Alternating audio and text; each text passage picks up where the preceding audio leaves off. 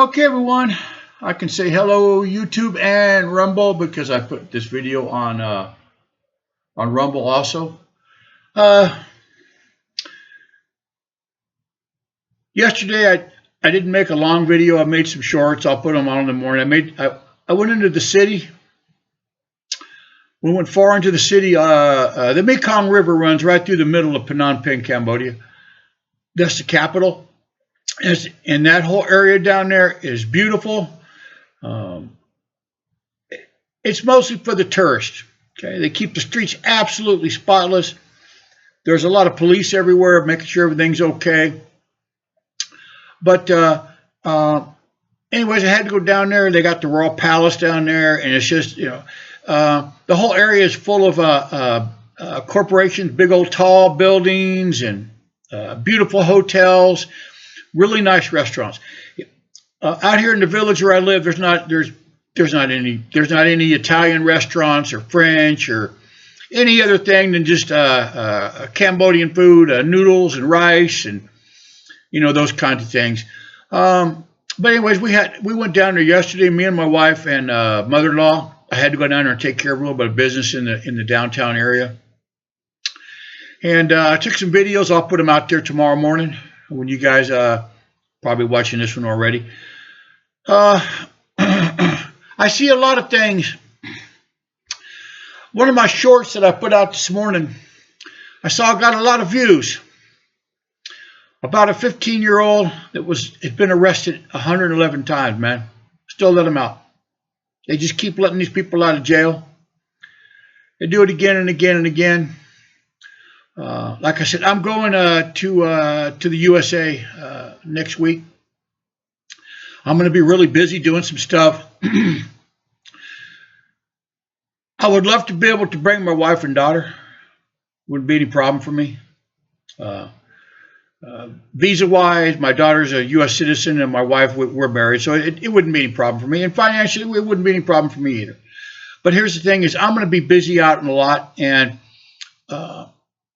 my daughter and wife would want to maybe get out and walk around, go do things, because I'm not going to have a lot of time to spend with them, taking them around. I'm going to have a rental car, and my wife doesn't have a U.S. license, so she wouldn't be able to drive over there. And possibly I could set her up on an Uber type thing. But anyways, I don't trust the United States to take care of my wife and daughter. And I'm not talking about financially. Okay? The police over there are basically useless. Okay? You run a stop sign, you're going to get a ticket. You're speeding, you're going to get a ticket. Okay? But they let these criminals in and out of jail so many times. My wife is very smart and my daughter's smart. But there's a difference between being smart and being street smart. Okay? For myself, like I said, I've said this many times, you can look at my profile picture and see what I'm sitting on. Okay? The people I hung around with, if you didn't have any street smart, you weren't going to be hanging around with them. Okay? I'm 6'2" and probably 230 pounds. Got a little bit of fat on me, but I can take care of myself. Always been able to. I'm an old man, but I can still, I'm not really So, but I would be scared something would happen to my wife and daughter. Okay? And I wouldn't be there to help them. Okay? Because they don't have the street smarts. They wouldn't know if they were walking into a bad situation. Somebody could do something not nice to them. Then bad things would happen to that person. Anyways, I'm going to go by myself. But I just see this stuff all the time on the news, man. Just all the time. These school shootings and all the rest of that. People say, man, they're going to ban the guns. You can't ban. How are you going to ban guns, man? They can't even ban. They have been fighting this drug war all my life. Okay, this war on drugs. How are they going to possibly ban guns? There's so many of them out there, number one. Number two, I'm a machinist. Okay, I worked at a machine shop, in a high production machine shop. I ran just about every piece of equipment in there. All you got to do is bring me a gun and I can make a copy of it, man. Okay, I know how to program. I know how to program this CNC. I could make one myself. I don't even need to buy one. But when I go back to the States, I bet anyone $1,000 I can get a gun faster illegally than they could legally. I'm not going to do it, but you understand what I'm saying, right? The criminals are not going to give up those weapons, and that means the people, the innocent people, the people that can, that actually need them for self-defense, would not be able to get them. And that wouldn't be a good thing. So, like I said, unfortunately, I can't take my wife and daughter back there for that reason. But like I said, I do look at a lot of things. I watch, I get a lot of news like from Tim Pool and, well, it used to be Charlie Kirk, all the rest, that whole, they call them the right-wing crowd, whatever you want to call it. I don't know. I listen to them a lot, but I have a brain, and I have critical thinking, and I think about some of the things. But all this fighting and stuff, and all this arguing between the right and the left, and the right and the right, it's just all insanity, man. It's just absolute insanity. Okay, you guys have a lot more things to be thinking about than arguing with one another. Okay, people can't make a living. They can't make a living, and they refuse to leave. They're just going to pile back into their mom's house or grandma's house or live in the basement. And I made another video earlier. You guys can watch it if you want. It's on LIVE.RICH Cambodia. It's on my other channel. There's a lot of people, man, I don't want them coming over. They're fine where they're at. If you're in your 20s or 30s or whatever, and all you want to do is lay around and smoke weed and watch video games, and you got like looks like spiders coming out of your hair, man, or octopus or something, you just stay there, man. You just stay in the United States. I'm cool with you staying there, man. I ain't got no reason for you. There's no reason for you to come over here. They don't like that kind of lifestyle over here. They don't care for a certain culture that they have in the United States. Okay, with their disrespectful and violent rap songs. You know which ones I'm talking about. You know exactly what I'm talking about. Okay. I watch a guy on YouTube, and he I can't remember his name now, but anyways, he's black, and he moved back to Africa, and he said he's African American. I mean, he's black. He's a nice guy. I watch his YouTube channel sometime, and he said even in Africa, he's still American. They don't treat him as an African. He said, "You ain't an African. You look like one, but you're not an African." Okay, and a lot of that culture that they have in the USA, they don't want that over here in the Asian countries. Okay. So if you have that kind of culture, man, you just keep it there in the United States, man. Like I said, I don't want my daughter in those schools. I got her over here in a nice private school.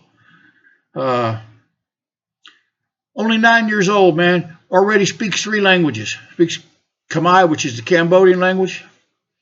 Speaks English, because that's what I speak. And she also speaks Chinese. She's number 3 in the school for speaking and reading and writing Chinese, man. Number 3. Okay, pretty good. So they teach over here. Okay, they teach over here. And when I went to get my daughter into the school she's in, it's expensive for a Cambodian. For me, it's not that much. It's $5,000, $4,800 and something, almost $5,000 a month or a year. We always pay early, so they give us a discount. We've been going there now for the last 4 years. But when we first went to that school to apply for her to go into that school, the principal was a lady then, and she called me in the office. She spoke very good English. Okay, me and my wife and her sat in that office, and she explained to me that this is a Chinese school. It's a very strict school. They enforce discipline. Okay, they have cameras in all the classrooms. She saw in the application that I was from California. And she just came out and told me, she said, I watch the news. She spoke perfect English. She said, I watch the news and I see what goes on in the United States, especially in California. She said, we don't have none of that stuff here. Okay? We don't have none of this rainbow things. We don't have none of this, I don't want to be a boy, I don't want to be a girl. We don't have none of that here. Okay? If you believe in all that, then this is the wrong school for you. They have other schools you can take your daughter to. This school is a school for education, and she learns math, science, grammar, everything in all three of those languages.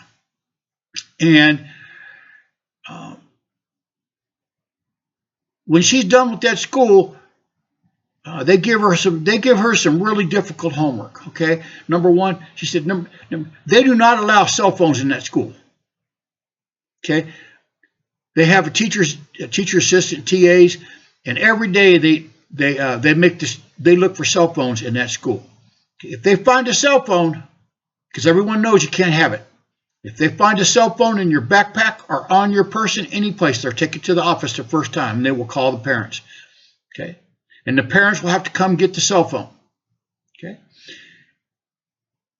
If it happens again, they let them know they will destroy the cell phone. They will take a hammer and break the cell phone and put it in the trash. Okay. They don't play with no cell phones. If you need to get a hold of your child, if there's an emergency or some kind of situation like that, you call the school, and the school will send somebody to the classroom to get the child and bring them to the office. Okay. There's no reason for the child to have a cell phone. They have IT day on Tuesdays and Thursdays at my daughter's school. My daughter's got a nice tablet, and they have them. They give them assignments. They have a TA walks around, make sure they're not playing games on those tablets, and they keep those tablets in a secure area that have the child's name on it in a box in that class. And like I said, that's the only kind of electronics that they're allowed to bring, and their tablet must have a keyboard. So she's got like a little Bluetooth keyboard that she brings, and the teacher will write stuff they need to look up on Google, and they give them so much time to look it up. They need to the teacher will write on the thing a ChatGPT and ask them a question to look up on ChatGPT, and they have to write it on the keyboard, and then they have to write the answer on paper or on their little inside their book. Anyways, so they do have technology there. Like I said, they have cameras, and everyone in the classroom got cameras. Okay, the children line up. They have line up before school and after school. Okay, the children will stand at attention while the principal, whoever out there, is telling them whatever daily message. They raise the flag up and they do their version of the Pledge of Allegiance. I don't know what it is. It's in Khmer, and I don't know what it is. But it's a whole different thing. It's the girls wear dresses. They have to wear uniforms. The girls wear my daughter wears like a pink skirt and a pink shirt, except on Fridays, and then they wear like I don't know, like these, what do they call them, like yoga pants, and then she wears like a red shirt. And then on Saturdays, she goes to school, she wears the same thing. She takes Taekwondo. She has a Taekwondo uniform on Saturdays that she wears. But they don't play around over there at that school. And I'm glad, because life is like that. Okay? If you play around in life, man, you're going to be a poor. That's just the way it is. Okay? I didn't make the rules.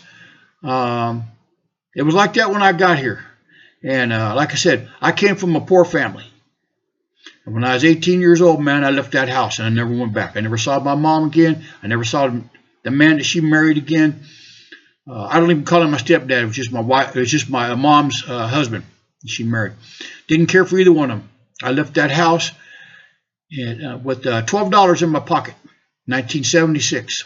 I turned 18. And 5 years later, I was buying my first house. Okay, so